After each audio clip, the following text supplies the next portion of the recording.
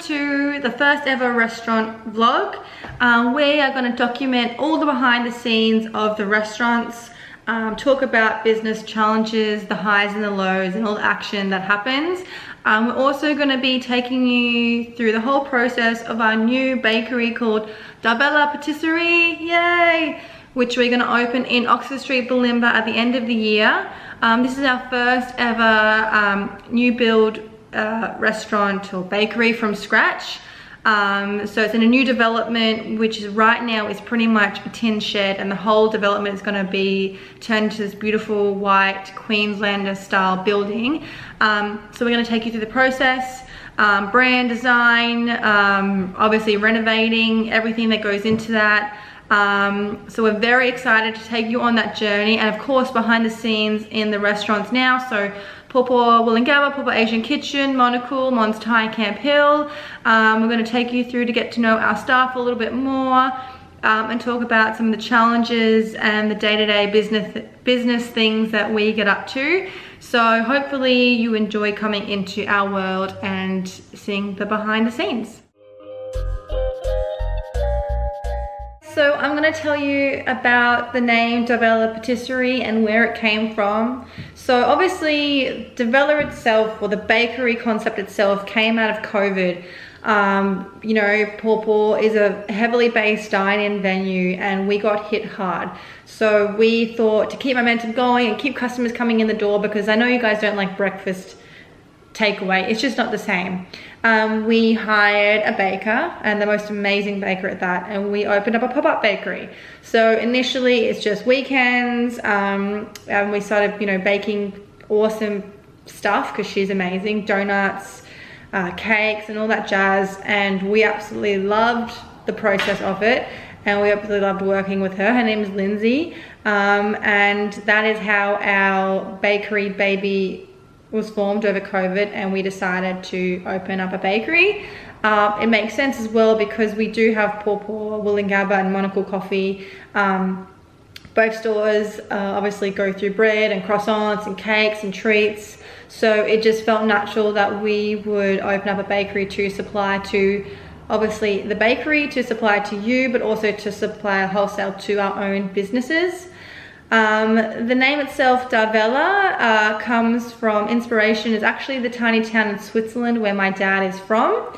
And this is a bit of a tribute to him and everything that, you know, he's helped for this hospitality journey along the way, because I started working in his restaurant, Mons Thai in Camp Hill, and, you know, we opened up many businesses together over the years. So this is a tribute to him he turned 70 last year. So we are going to do a Swiss inspired bakery. So obviously it's still everything that the normal stuff that you love, croissants, you know, donuts, specialty cakes, but we will have a little bit of a Swiss twist to some of things, and we will be selling Swiss cheese, and, you know, our deli sandwiches will have Swiss inspiration. So it's our point of difference, and we're very excited to take you on the journey, and obviously that's why it's called Darbella Patisserie, and we can't wait to make your hips bigger with lots of treats.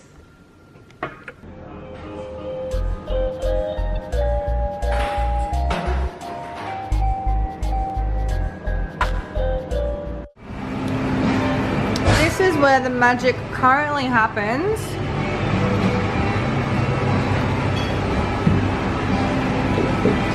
Nothing in the oven. There's a cake in the oven. Okay, tell us what you're up to. What am I up to? Making brioche buns for Pawpaw and Monocle. Amazing. Laminated some croissant this morning, so we're about to roll that out and shape it. We're just finishing some tart shells so that they're nice and even, so I'll show you those.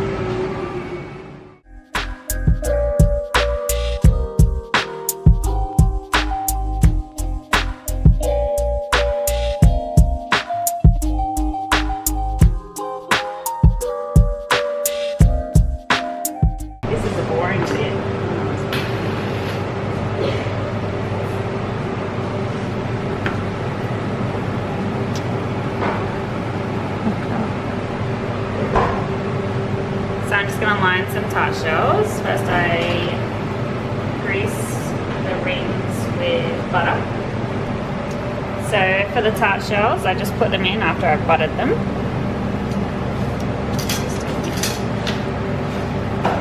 I go along and I fit it inside.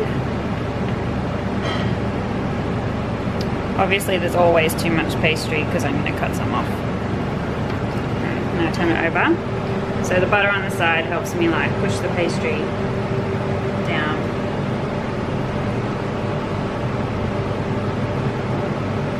So I push it down past the edge. And then like a little bit over the edge like this, so that I can then push it back in and it becomes almost flush. And I just go around and I fix that up so you get a nice square edge. I made a hole in that one. That's okay. But I can fix that up just by pushing it in. That's a better example. There we go. So then flip it over. Trying to push it as far as I can so it's overhanging. And I push it down on itself. See, it's almost. Yeah. And you just touch it up a little where it needs to. Make that all good. Then you just trim it. Oops.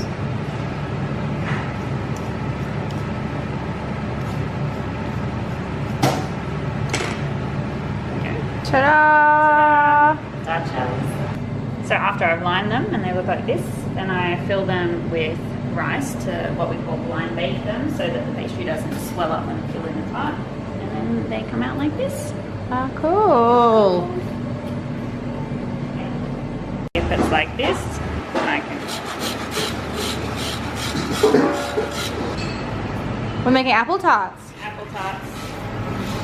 Apple crumble tarts.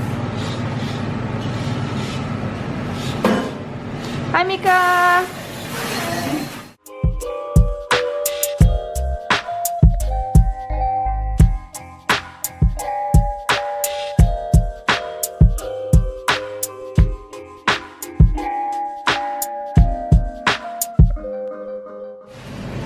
This is a block of croissant dough that I prepared earlier. Yum. So we're going to roll some croissants.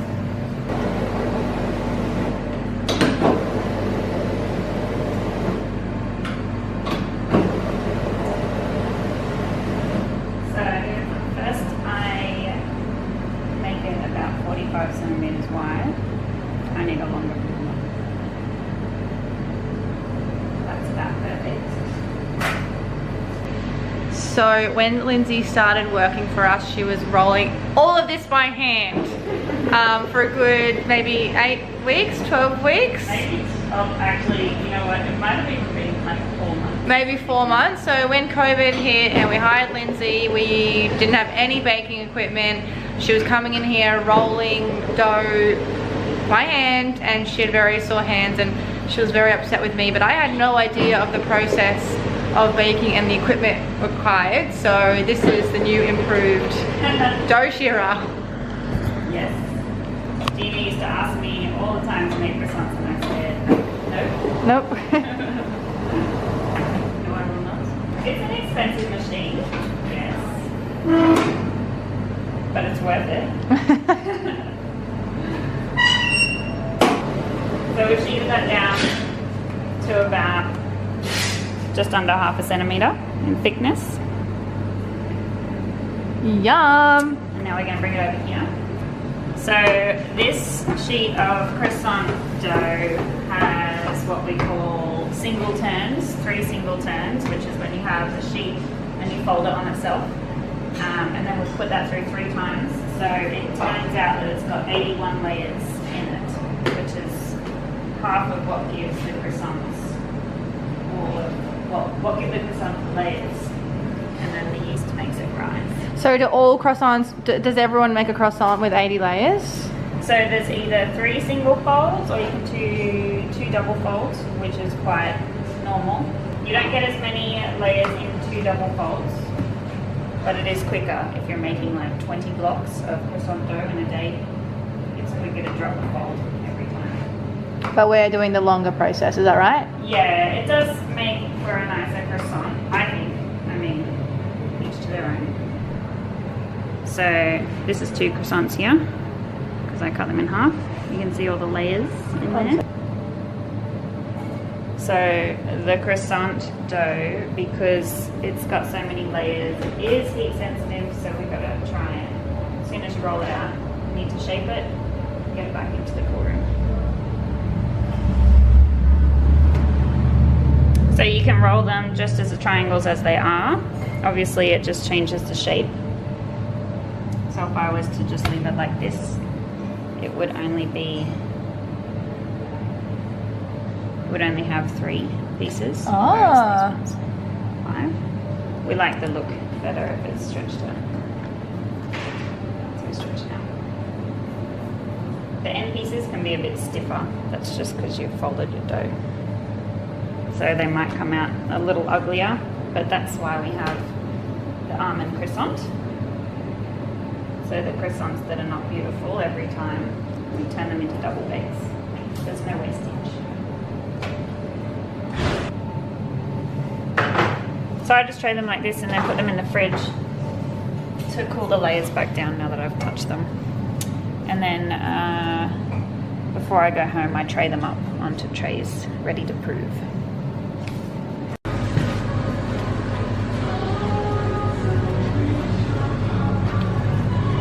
So which double bake is this? So these are our black forest, so they're filled with a cherry filling, dipped in chocolate, freeze-dried cherries on top, Yeah.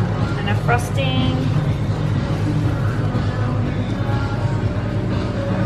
Delicious. Behind the scenes. Behind the scenes.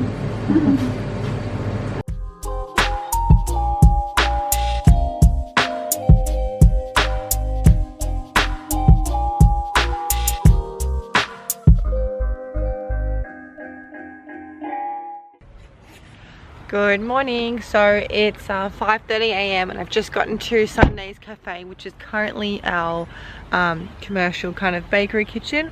I've got a bit of a sore eye this morning, so I'm going to show you some of the stuff that Lindsay's been baking in the videos the other day.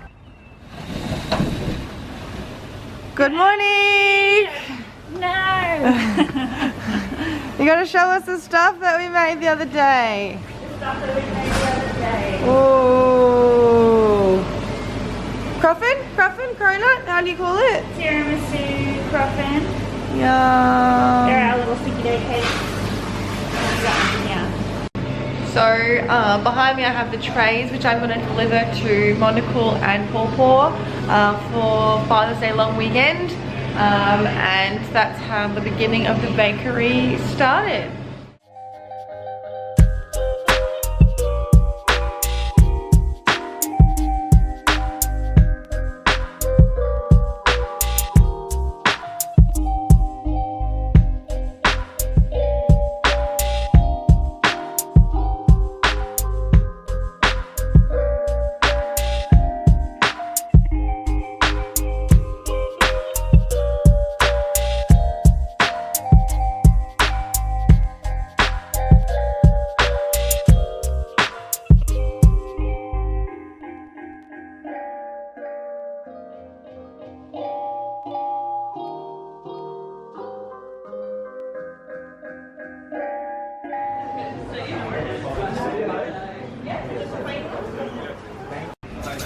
Good morning, Marina.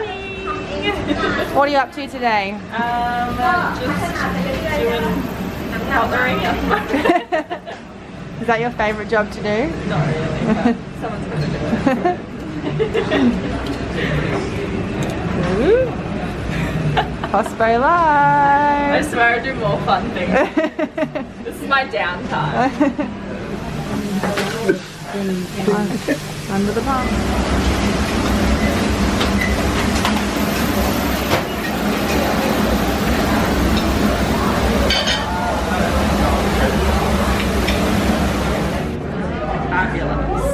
And that's how we use a gift card. Who can sing?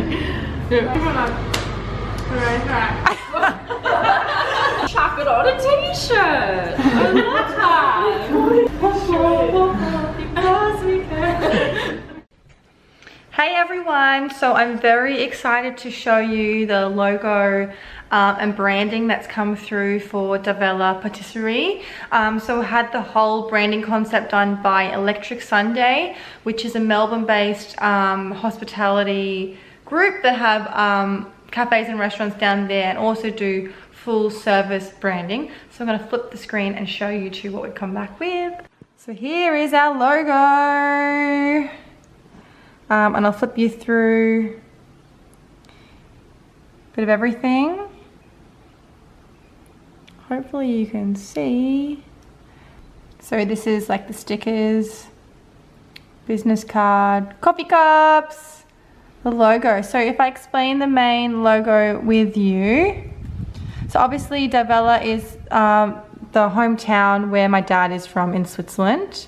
So we put a lot of thought into this. They asked me heaps of questions when we were putting together the brand.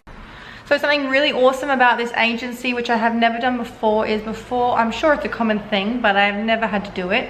When I started the branding with them, they sent me a huge questionnaire asking lots of questions like, you know, who is my ideal customer? What do I want? Do I want poppy or classy? What color tones do I want? Where is the, you know, the name from? What is the meaning? Like a whole, probably it was about a 3-page questionnaire of everything that I had to put together. And pretty much I wanted Davella to be, you know, a lot of businesses that are opening, and I do it too sometimes, is really like poppy or trendy right now. I didn't want to do that with the brand. I really wanted an ageless brand which can be around for the next, you know, 50 years, that I can kind of sell this business one day and it just be, you know, a real institutional brand. I wanted to be classy. We're going into Oxford Street, Bulimba, so I wanted something really classy. I really wanted a European flair and inspiration. And obviously because it's called Davella from Switzerland, we wanted some form of Swiss in there, but we didn't want to do like chocolate or, you know, typical little Swiss cheese logo. So they have come back with a little mountain which is on the top, and it was really cool because when they first came back the mountain looked a little bit too Egyptian, and we went back and forth and we said, you know, can it be more like, you know, the Alps? And it was really fun, the process of making the decisions and choosing the colors. So we've gone with this neutral and navy blue, which I'm super happy with. I love it so much, and I hope you all think it's just really beautiful and classy too. So a little bit more fun stuff now is actually I'm going to show you what the building exterior is looking like, and then I'm going to take you through my Pinterest because every time we do a new shop, whether it just a brand new build like this and working with a professional designer, or even just being a flip, we often flip and do it ourselves. I always start with a Pinterest board just to get my vision out onto pretty much an electric vision board that you can share with whoever you need to work with. And I find Pinterest is awesome to help you just kind of get your vision in place. And this is also something that I sent the graphic designer. I said, this is what I'm thinking. And they take that in mind when they are putting together the concept. So very excited. I'm going to show you now the front of the building, which you're all going to love, especially if you do live in the Bulimba area and you're going to come here regularly. Everyone's going to be super, super excited because this is a very beautiful building and the area needs it so much. So here is the building, which we're so excited about. So ignore the names, but we are taking this shop here. Ta-da! So this is the new Davella Patisserie. And now if I take you quickly to my Pinterest, I can kind of show you. So yet again, we're going for really neutral, classy tones. One that I really love, I kind of just love, if I'm just gonna go on colors. Ooh, let's see if I can make this bigger. It's taking me somewhere else. Hang on. Here we go. I love this. I feel like it's neutral and classy. This is a bakery somewhere across the world. Love these kind of tones. Complements the buildings. Obviously we've got to go in line with the building, make sure the landlord's happy. The crazy tiles, which the landlord, which is awesome, local copy are doing down here as well. So that will all tie in. And this is where it all begins for design stages. Everything starts by hand. So kitchen front and a bit more detailed kitchen. But yeah, it just starts with having meetings with chef and going through our Pinterest and trying to figure out how we can take that into, you know, real plans. So we'll update you as soon as we have more.